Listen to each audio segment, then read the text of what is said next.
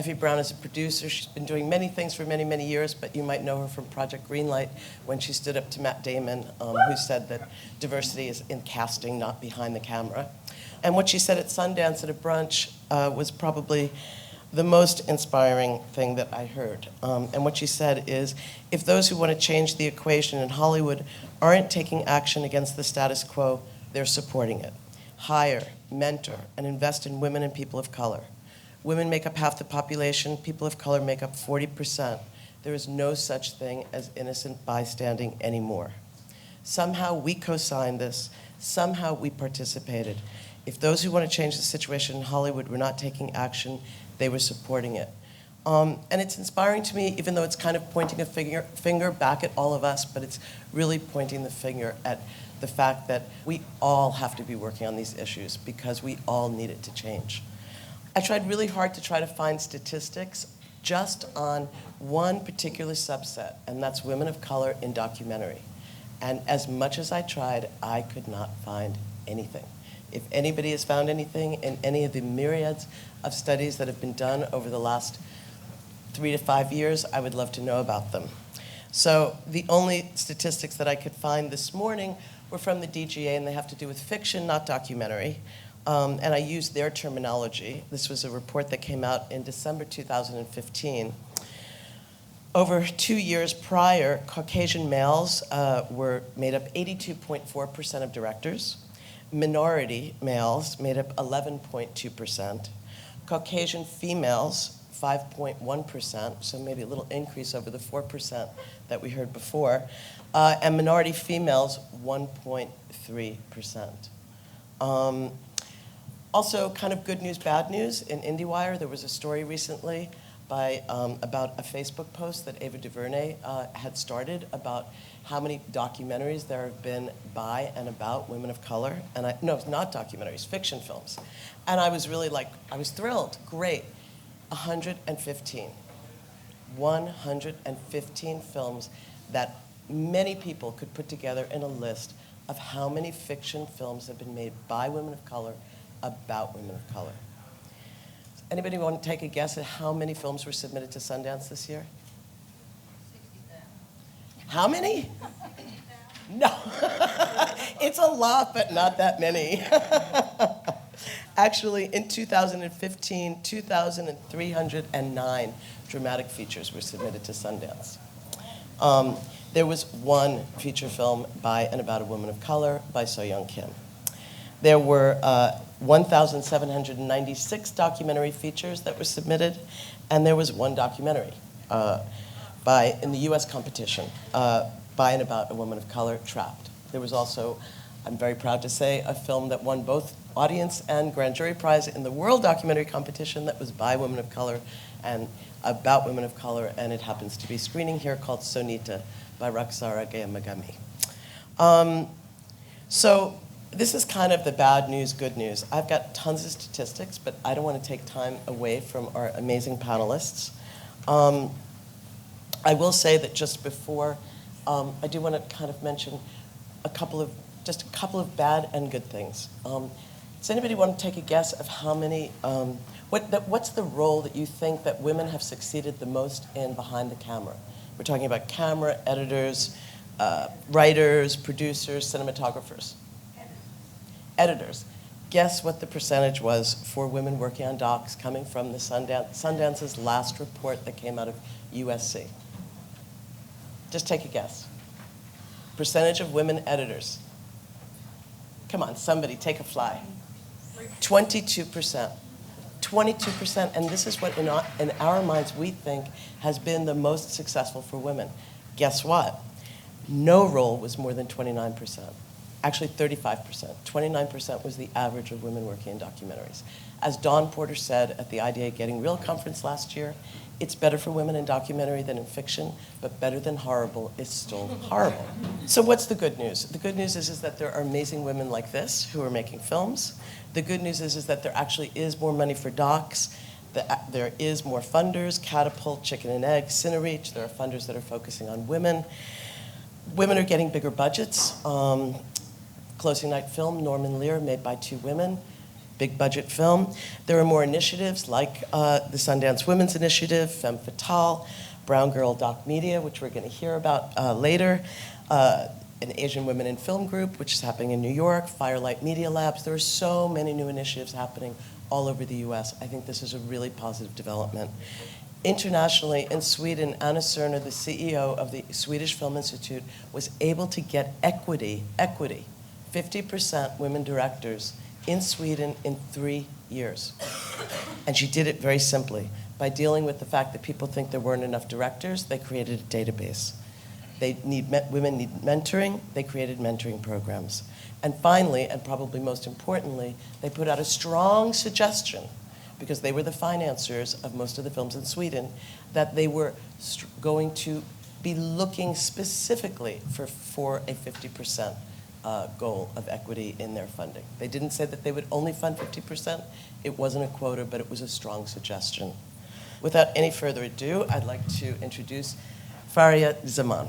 Debra has been a filmmaker, a critic, a programmer, who's currently production manager for a really interesting initiative created by Laura Poitras called Field of Vision. She also has worked in so many areas of film. She was the acquisitions manager at Magnolia Pictures, which actually is releasing the film we saw last night. She was the program manager of the Flaherty Film Seminar. And her first feature film was widely seen and extremely successful, a film called Remote Area Medical that you may know.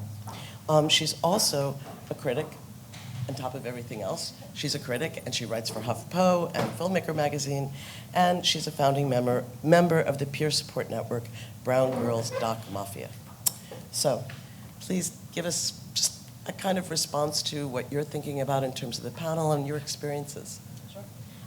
I was still shocked by the numbers for the percentage of women editors that are out there, because this is a field that we think of as being a little more inclusive, or something where people, for whatever reason, are comfortable seeing women, behind the scenes on that one. And it's because I think when larger organizations have included a woman, or a woman of color, or a man of color, they pat themselves on the back and say, good job, well done. That's it. We're doing good enough. And obviously that's not the case. And it's both the fact of, I think, really, unfortunately, insidious, subtle biases on the part of gatekeepers, but it's also, representation is so important that it's this cycle. If people are very unintentionally not hiring or minorities, or hiring based on the idea that, great, if I hire 2 minority positions, I don't have to go further, then those of us who come from those backgrounds don't see people in these leadership positions, and then it's that much more of a hurdle. So I have a sort of a few years history working solely in industry before I became a filmmaker, which has been a real boon, and I think is part of the reason why I was able to bring a lot to the table for Brown Girls Doc Mafia. But honestly, part of the reason why that happened is because it was difficult for me to see myself as a filmmaker right away. It seemed that much harder. And I think, you shouldn't be penalized for your privilege, but we need to acknowledge and balance that out as larger systems. It's not giving a handout, it's balancing out an injustice that we know exists. So that if you are a person of color or a woman, or come from a lower income background, which I think is really the most uncomfortable topic for people, is class, the extra lengths you have to go to look and say, I get to do this too. I get to be a filmmaker too. So I would say that when I was, when I was interning, when I was younger and less experienced, I actually felt more explicit sexism, where, things like, people would make this joke around me that was hugely inappropriate because they didn't think it mattered that I was there and had ears. And I was too young at the time to say, that's not okay. Yeah. Or there's this fear of speaking up, that then I'm not, you have to be in to make it in some way. Now I would never let that happen. But I'll go into a meeting and my filmmaking partner is a white man, great ally, still a white man, and people who I now consider friends, funders, gatekeepers, whatever, who I know are good people and fund all kinds of projects and are willing to do so on paper, we go into the meeting and they look at him exclusively, like I'm there as his assistant, or I must be the producer. Like it's such a strange thing because a producer is still a power position, but I've been on crews where people assume that Jeff is the filmmaker, I'm the producer. I spend a lot of my time going to pitching events. I'm always struck because there are so many more women producers producing for male directors than there are male producers working for women directors. And I think it's really something, it's an issue that we need to work on. We need you guys. We need you to be producing for us the same way that we've been behind the scenes producing for you. So I think it's not at all surprising. I'm going to go to Tracy now. Tracy has been making films for quite some time. I remember her first film, Be Good, Smile Pretty. She then went on to make Rich Hill, which I'm sure many of you have heard of because it was the grand jury prize winner at Sundance at the 2014 festival. It was released theatrically in over 100 theaters and was broadcast on Independent Lens. She also has won numerous other awards for her films, including Emmys, a Cine Golden Eagle. Her most recent film is an HBO film called Abortion Stories Women Tell. It's screening here. And she was actually one of 6 filmmakers to participate in the new Sundance Women's Filmmaker Initiative. So I'd love for you to talk about that, actually. And I really love, and I'm mentioning this for particular reasons, that she puts in her bio that she's the mother of 2 elementary school-age daughters. And I think when Tracy talks a bit about her career path and what she's done, you'll know why. Yeah. Okay. So I don't know how far back to go here, but my MFA is in screenwriting, and I thought that was what I was going to do, but I kept waiting for somebody to give me a green light, and I'd write these scripts, and they'd get optioned, and I'd be in rooms with often a lot of men, and nothing would happen with them, and it was not what I expected as a creative person, as a storyteller. So when I made my first film, I really just greenlit myself. I was able to borrow a camera. I was able to cobble it together. I got my sister-in-law to shoot for me. I mean, it was really very, very homespun, and that was the way that I was able to start making films. So nobody gave me permission. I had to give myself permission, and that's sort of advice that I'd like to pass on, although, you know, it does require being able to have someone trust you to loan a camera, and there is some class there, you know, I was in LA and I knew people that knew people, and so that's important to know people that know people. But the other part of my trajectory is that I, in my mid-30s, decided that I also wanted to be a mother. And that's kind of tricky, and that's the thing as filmmakers that can be hard because you don't make a lot of money as a documentary filmmaker. You also need to take time, presumably, to be a parent. And my mother had been a full-time lawyer when she had me, and I decided I wanted to do something different. So I took some time off, and until my daughters entered nursery school, was a full-time mother. So when I went back, this is relevant because when I went back to make Rich Hill, it was like starting all over again. I had no contact. I felt like I had no contacts. In the end, I think I kind of did, but Lois Vossen at Independent Lens remembered me. There were a few people that remembered me, but otherwise I felt like I was starting all over again. And again, I had to finance everything on my credit cards. I still had good credit because I financed the other film kind of on my credit, but it was like starting all over again. This time I had a co-director who was my cousin, who's 16 years my junior. So that was a great collaboration, and I loved working with him, and it was wonderful. And we were so lucky that we got into Sundance, and then we were kind of floored that we won Sundance. That was crazy. And then I had very similar experiences to the fact that he was addressed as the director. He looked like the director in people's minds, I guess. You know, the young white guy with glasses and baseball. I'm looking at you. I feel bad, but this is what you can stand Wait a minute. He's not wearing a baseball cap. Yeah, he's not a director. But this is what directors are supposed to look like, right? And so, yeah, exactly. And it does sting. And I will say that, he was sought after at the parties and he was invited to the William Morris party. I didn't get that invitation. That got lost in my, something. So that's a reality that, that's, I suppose, sexism that I faced, and it's not necessarily my cousin's fault, but, that was hard to experience. But I'm grateful that, I'm still making films, and there are wonderful executives out there, like the women at HBO that are working with me on this film that's here at the festival and showing in a couple of hours. So that's kind of my story. And I continue to cobble it together because I do still have my 2 wonderful daughters, and that's a very, very tricky part that doesn't get talked about a lot, but may be a factor in women either not leaning in because it's so hard, because there are only so many hours in the day, or not being hired because you're not as available to travel or put in the hours or whatever it is. You're seen as being less committed somehow to your career. So that's a factor that, I grapple with. This is a structural issue. The fact that we don't have childcare is not a women's issue. It's a human issue. The fact that women are considered to be the major caretakers of their children is problematic on every level for all families. So, yeah, it bothers me when I hear women saying, I have a problem with lean in, sorry. It's like, lean towards me rather than me having to lean in. But anyway. Yeah, but I remember there's a project that I'm starting on now that is international and kind of bigger in scope, and the question was, well, how can she do that? She has 2 elementary age daughters. Like, how can she do that? And I'm not sure that anybody else, that a man with 2 daughters would be asked, how can he do that? Oh, well, it would be assumed how he could do that.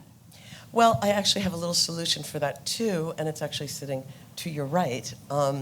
Because a couple of years ago, I noticed that at Sundance, almost all of the films that were in competition in documentary were made by teams of women, including Heidi Ewing and Rachel Grady, who made Norman Lear that's showing closing night. And then I was really pleased to have on the panel 2 women who are co-directing and co-producing.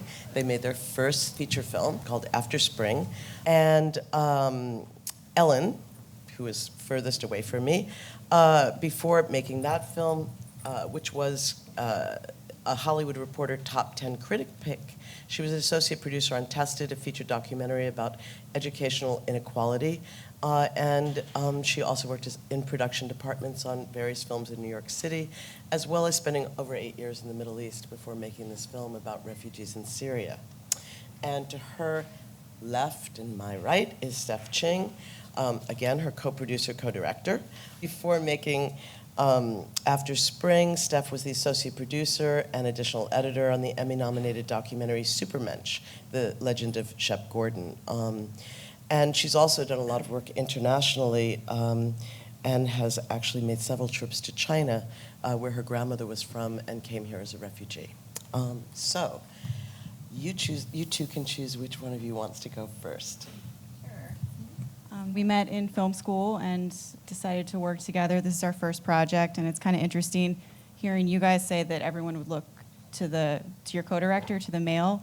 They would also do that with us, except that we were 2 female directors, but then they'd look to the crew member. It was like, oh, you must be the director. Then we'd always kind of have to bring it back. Since this was our first film, I think similarly to your experience, we had to sort of self-greenlight as well. No one commissioned us to make this film. We kind of got to the point, within our careers that we wanted to make a film together. Each of us has experience, like Debbie had mentioned, in the industry in various capacities, and we were kind of fortunate to be able to, have the experience freelancing, building up a background and a network before we could jump into this. And having a partnership is a really good way to do that, so that, as we started this film and as we were going to fundraise, I'd be working on a project in post-production, and Ellen would kind of be working more on, like grant writing and stuff for this project, and then we kind of flip-flop, and then, she was working on, with this startup, and then I was kind of scouting for this project. So it's, there's a lot of having a team, especially in your first film, I think is extremely important for men and women. But I think, for women especially, it can be something that can make it possible. People are always talking about how film schools are fairly equally divided now between men and women. So I'm just wondering about your experiences, and also as women of color. Like, what was it like being in film school? Did you have people of color as professors, women as professors? Who was on your crews? Yeah, well, we actually met in film school, and all the crews that I had been in up until the crew that we were on together, I was the only female member of the crew. And then we were on a crew together with two other guys, and it was great. And I mean, I'm not saying that that's why we chose to work together from there on out, but it was kind of a good experience to have sort of that balanced crew dynamic. As for professors who are either women or people of color, the one thing that I found really interesting in those classes was that a lot of those, and I'm not saying that every teacher advocates for this either, but a lot of focus was on making the sort of minority experience story. So I couldn't just write a story, I had to write a story that talked about the Asian American experience, and I didn't always want to do that. Yeah. So, just because I look a certain way doesn't mean I'm, a spokesperson for every Asian American person. We all have extremely different backgrounds. I think it was Sean, the keynote speaker, had mentioned, a Japanese person and a Korean person have extremely different. They have different language, different culture, and to lump them all together and kind of expect that to speak for everything is very reductive, and that's something that I think we can move away from by looking at the different layers of each person. Yeah, and just to add on to that, that happened to me as well in film school. One of the teachers was like, "Oh, your last name's Martinez. You should make a story about other Martinezes." And I'm like, "Okay, what if I'm more connected to other issues?" And it was kind of a similar thing that kept coming up, and but other than that, I worked in a lot of female crews. Yeah. Brown Girls Doc Mafia is actually a group of all brown girls, all shades of brown. That's a good way of putting it. So I'm wondering how that works, and if you could tell us more about it, and how it possibly is I think it is a great strategy for helping us to go further. Sure. The funny thing is it started semi-casually. So Yabo Boyd, who's another one of the founders and worked at Chicken and Egg Pictures for a long time, and just started like a consulting group, which is really amazing for other female doc filmmakers, had posted this picture where she would meet up with other black women in the documentary world. And they posted this great picture on Facebook, and I liked it, and I was like, we should totally start a Brown Girls Doc Mafia. And because these are all like directors and producers who are involved, another one of our friends immediately made the page. And I was like, well, that's cool. And then now we have almost 700 members. So what was really amazing... 700. Yeah, wow. I think it's like 652 or something. So it immediately caught on, and that I realized that, like, I was really so happy to see her do this even in a casual way, and that we are all doing this with our friends in a social way anyhow. But the fact that it caught on so quickly just shows that there is a real hunger for this. Like, I want to see other people like me. I want to go to these networks, because the fact of only hiring people who look a certain way, again, it's a cycle, and it's a cycle that's not only perpetuated by those in privilege. It's not only perpetuated by white men. Like, we all, when we ask for a recommendation for somebody on crew, 70% of who you're of the responses are white men, because these are the people who continue to get work, get a name for themselves. And so that's why we're using some of the tools that you had mentioned earlier, mentorship, a resource list. So one of the first things we did is create a database so that anytime somebody says, hey, I really need an editor, I'm not opposed to hiring a white man, but I want to know who else is out there, because it's unfair for the same names to keep coming up to the top. Right. And I think a lot of times an excuse that you might hear from gatekeepers is like, well, we would love to diversify, but there aren't enough people working in this field. And sometimes that's really just not the case. And this is a way of both giving people the resource in a positive way to say, like, if you really want to diversify, here's a whole list of people that are great, that have a load of experience that you can draw on. But it's also a way of holding people accountable. And the reason why we called it Mafia is because there is an element where we want to be radical. We want to, we want to be productive and positive and not just vent, like I said, but we want to essentially disrupt this presumed narrative. I think that there's a presumed white male narrative, and that, you know, by pooling our background and talents, we can change that. When we did a study of funders of documentary, which included MacArthur and NEA and New York State Council on the Arts and Ford Foundation and Sundance Doc Fund, I believe, although then it was Soros. Anyway, what we found was that men making films about men got the most amount of money, and women making films about women got the least amount of money. And I'm sure women of color making films about women of color would be a subset of that. But what was very interesting was that women making films about men actually got more money than men making films about women. And I bring that up because I think it's also really important to think about content and what kind of content gets created by a world in which these numbers are just so misplaced and so absolutely different than the audiences. I mean, I'll just kind of chime in because I made Rich Hills about essentially 3 boys. I did get sometimes questions in audiences about, well, how could you make a film about boys? Why isn't it a film about? And I would say that, you know, my interest is not just about, you know, I'm a curious person. I want to tell stories. I want to do more than just what my narrow experience is. So I'll just add that it's not. You know, but I also, of course, now I'm making a film where the only women who really, or the only people who have a voice are women. So, you know, I can do different things, but it doesn't, you know, you don't only want to make a film, as you said, about, you know, Martinez or whatever. I was listening to a panel at NYU, and Spike Lee was on the panel, and he was very upset, this is a while ago, because Sidney Pollack was going to make the film about Malcolm X. And he said, somebody from the audience said, well, if you don't think that Sidney Pollack should be making the film about Malcolm X, do you think that you should only be making films about black people? And he said, no, because actually, African Americans are not the dominant culture. Whites are the dominant culture, and we have to live in your world in order to survive. So we actually can make films about you, but it's really hard for you to make films about us. And just to clarify, Yeah. when I say disrupt the white male narrative, it's all about not just how films are crewed and the production side of things, but festivals, distribution, all these sort of power networks, so that you have the freedom to make whatever the kind of film you want. I mean, I think that the tokenism you're talking about has created a need to fight against that.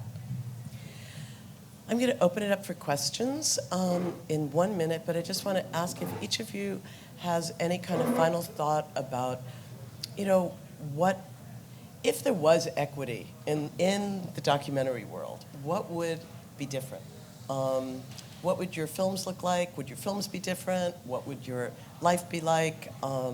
What would that outer world, the festivals, the funding, what would that be like? And if you don't want to do that, you can also just suggest perhaps one thing that those powers that be, those decision makers like me, actually, need to hear in order to change things to make it more equitable, you know? What do we need to be working on? So you've got a choice, one or the other. Yeah. Well, to go off of what you spoke about earlier, I mean, that quote from Spike Lee is one of my favorite things that comes up in conversation because I think it sums up so succinctly and truly kind of the atmosphere that we're in. I think one of the things that also kind of like what Fariha was talking about is the content and how we tell certain types of stories. So, you know, our film, for instance, is about Syrian refugees. Neither of us are Syrian, neither of us are refugees. But being able to tell, and also understanding that we are American and there will inevitably be sort of a Western lens on a type of story like this. But acknowledging that, I think, is very important. Because I think one of the things that comes up a lot in documentary film is trying to tell something from sort of the white male perspective, having a character like an aid worker or something like that carry the film, you know, to make it more marketable or digestible. It might be an unconscious thing, you know, but I mean, one thing that we're encountering a lot is the language and the subtitle issue, because apparently films that are not in English are just not as marketable. I mean, there are statistics about this that I think it decreases your marketability for distributors about 20%. That's what they say. Oh, I'd say more. Yeah, so this is something that I think we can change. I mean, I think there is a demand, and there can be a demand for other types of stories, hearing other people's types of voices. I mean, breaking into that world is going to take a lot of work, but that's why, we not to fall back on the easy way out of, okay, I'm going to dub this movie or narrate it or have, kind of this outsider like speaking for a character, I think is something that we can consciously work on. It's a really hard question because you never know what biases live within you, even as a person who comes from a minority background. But I will say that I guess what I'd like to say is, as a filmmaker, try to approach the world as if we did live in an equitable industry. You have to balance just sort of letting the negative things that you hear roll off you and saying, I know that I'm the right person to make this film and it's the one I want to do and I'm going to find a way to do it. And then outside of your creative work, that's where you tackle those issues of, you don't have to make every single conversation a battle. You can separate, like, this is what I need to do to get my film made and it's the one that I want to make, versus this is what I want to do to, like, fight the man, basically. Yeah. I think the industry needs to look at women at all stages, not just the bright and shiny out of film school, but also women. And I think more funders are thinking about this, and foundations, and mid-career is a really scary place for a lot of people. And your second feature, or how it's one thing to cobble it together and you've got, but it's another thing to think about your second film and sustainability. And that, I'm grateful for the Sundance Women's Initiative that they selected me to participate in that, because, I did need that. That was really important for me to keep going.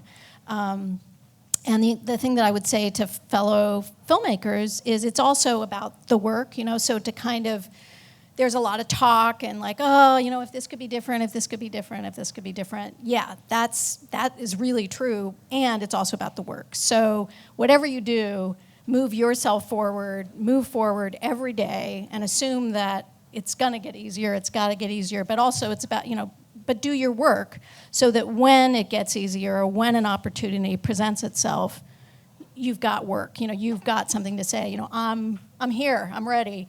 But don't use it as an excuse not to keep moving forward. Well, on that note, moving forward, I do want to open it up for questions. We probably only have time for a couple because of our White House schedule, but organizers tell me if that's different. Yeah, we have a little bit more time? Oh, great. Good. Questions, comments? I actually had a question for you, Tracy. What did you do when at Sundance they only invited your male co-director? I mean, I guess in a similar, I took my own advice. I mean, I don't have an agent, I don't have a manager, but I did, when HBO passed on distributing Rich Hill, I asked, could I still have a meeting? And Andrew didn't want to take the meeting, but I wanted to take the meeting, so I met with Sheila Nevins and Sarah Bernstein. We started talking about things that I cared about, and that led to working with them down the road. I mean, nothing happened coming out of that meeting, which was like in February of 2014. But then in June of 2014, Sarah called me. So that was many months later, and then then this film was inspired. That's what I did. I just kept asking for meetings, kept asking to, with or without him. To piggyback on what Panels Tracy that was just saying. keep on talking. Yeah, It's even well, better. while you're thinking of your questions. I mean, I agree that there's nothing to be gained by being sour about it, but you can strategize. So for example, like you were saying, you're like, well, I just asked for a meeting. I found what is the most productive thing that I can do in this situation. So when I do work on stuff with my partner and I notice that, we've had a lot of strategic conversations about when this happens, why don't you just excuse yourself and go to the bathroom for a minute? And we'll see how that shifts the balance of this conversation. Or, this person keeps only addressing you in a way that's unintentionally sexist, So I'm just going to respond to all of their emails until they get it.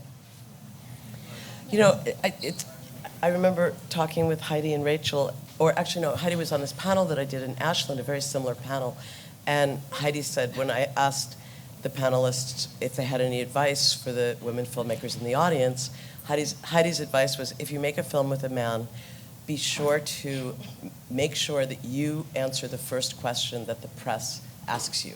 Because if you don't answer that first question, you'll never get asked another question. And I'm going to expand that and say that I think what's really important is that we really talk about that elephant in the room, that we say to our male counterparts, go to the bathroom while I take this meeting. You know, this is going to happen. You are going to be assumed to be the director, and it's really important to me that you acknowledge me as that you help me and that you work with me on this. You know, what I find as a bean counter, it's kind of funny, because I have been counting numbers forever, and now it's sexy, now it's data collection, but I used to call it bean counting. And, you know, people get a little bit annoyed, but I think it's so critical that we look at the numbers, you know, that we look at these problems and we talk about them. And actually, I don't know, Michael, you can say if this is true or not, but I think part of the reason why this conference is happening is because Michael was in Amsterdam at a session that I did about gender and film. And I was really glad that he came because he was one of the few non-women that was there, and he was one of the few film festival directors, and he came out of that meeting saying, wow, I really have to look at how many women's films we're showing. And these issues are really important, and I really want to do something about this at our next festival. And that would not have happened if he hadn't had the courage to look and say, oh, these are our numbers, or come to that meeting. It's just, I think, the first step. I'm actually a film studies major in college. What skills should I develop if I want to be involved in documentary filmmaking when I graduate? Basically, be your one-person band. And you need to know those skills. You need to say, you need to know about lenses, you need to know about cameras, you need to know about different editing software. I mean, you need to really kind of learn all of it from beginning. That's what I would say. In addition to all the film stuff, I wish I took more business courses. So business, accounting, comes up a lot. I was actually going to say that you don't have to know everything, but be empowered in the skills that you do have. So one of the things that we noticed when we created the database is how many of our filmmakers have developed at least a working knowledge of how to shoot, and they'd say like, oh, and I kind of shoot, as opposed to, myself included actually. Like I've shot on both of my films, but I never put myself out there. I'm not a DP, but I can shoot, and that's something that we realize we have to teach women in our network to say, like, this is a skill that you have, own it. I'll add two things. One is it's important to be able to talk to people or have somebody with you that likes to talk to people. But the other thing, going off of what you were saying, one of the things that I see is that women try to do everything themselves, and I'm not talking about working on other people's films, but everything on their own film. They try to be their own producers and directors, and I think it's really important that women value themselves and feel like they are important enough to have a producer working behind them, helping them to raise the money and helping them to be able to direct. So it's something that I really want to encourage women to do, and that's why I think working in teams is really good, and working with other women is really good, and getting those men behind the scenes. Yeah, I think sorry. I think to go off of that too is, I mean, you need to create sort of a sustainable way to make more than just your one. I mean, it's not easy, but it's possible to kind of like scrap together your first film and, get a lot of favors and stuff. But to move on to the next one, it needs to be, so you have to pay yourself and you have to kind of build up this network. And I think the schmoozing thing is very important. And going to forums like this where you can meet other filmmakers who are, trying to find other crew members, that's really important. And finding networks like Brown Girls Doc Mafia. And, I'm part of this organization, or it's like a meetup called Asian American Women Media Makers. And, that's a very sort of like niche amount of people, but having that group that partners with other groups like NYWIFT, which is New York Women in Film and Television, and various other sort of ally groups is very important too. So kind of seeing where you fit in and knowing the value of your unique experience, I think is very important. The other thing is to make friends where you are. That's because those will be maybe film is a collaborative medium, and it's true. You don't just want to do it all on your own. So find your people and start talking. How can you advocate more for women with their tech skills? Guys, get more credit for knowing the technical stuff, at least in my experience. That's totally true and very annoying. And it's not that we're saying like, hey, stay in this network forever. The idea is to for all of us to get more and more work with each other and then sort of take that to the outside world. But I do think that it's helpful to go to your female peers first, to find female filmmakers, because we may be at this moment in time more actively I know that I am. I'm always looking for more women in different fields to crew up. So I think that might be a good starting point, and then the more work you have, it starts to speak for itself. Yeah, I think being an advocate, a self-advocate, is really important. I remember when I was looking for an editor for Rich Hill, and we went through, just lots and lots and lots of different options. And I remember that we ended up with Jim Hessian, who was amazing. He just kept, there's my inbox, and he had another idea for me, and so he was really, he was kind of it worked because I knew he really, really cared and really, really, and just was louder. And that you gotta kind of put yourself out there really, really strongly. I really appreciate all of you being here, and I'm glad all of you are here in the audience and talk to one another, because we need to be strong together.